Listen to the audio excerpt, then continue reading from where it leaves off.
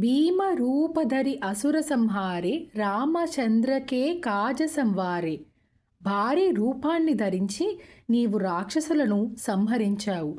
ఈ విధంగా నీవు శ్రీరాముని కార్యాలను విజయవంతంగా పూర్తి చేశావు అని ఈ శ్లోకం అర్థం. హనుమంతుడు శ్రీరాముని భక్తుడిగా, రక్షకుడిగా, శత్రు సంహారకుడిగా, ధైర్యంగా, బలవంతుడిగా ఉన్నవాడని ఈ శ్లోకం చెబుతోంది.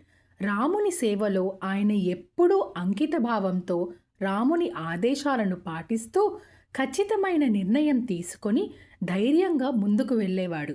మన జీవితంలో కూడా ఇదే పద్ధతిని అలవాటు చేసుకోవచ్చు. సమస్యలు లేదా కష్టాలు ఎదురైనప్పుడు మనలో హనుమాన్ లాంటి ధైర్యం రావాలి. మన లక్ష్యాలను సాధించడానికి అవసరమైన శక్తి, పట్టుదలతో పాటు ఖచ్చితమైన నిర్ణయం తీసుకోవాలి. ఎంతటి అడ్డంకులు వస్తున్నా ఆత్మవిశ్వాసంతో, సంకల్పంతో మనం వాటిని ఎదుర్కోవాలని ఈ శ్లోకం అంటారు. Thanks for watching and please subscribe to my channel. रघुवर सेवन रघुपति छायन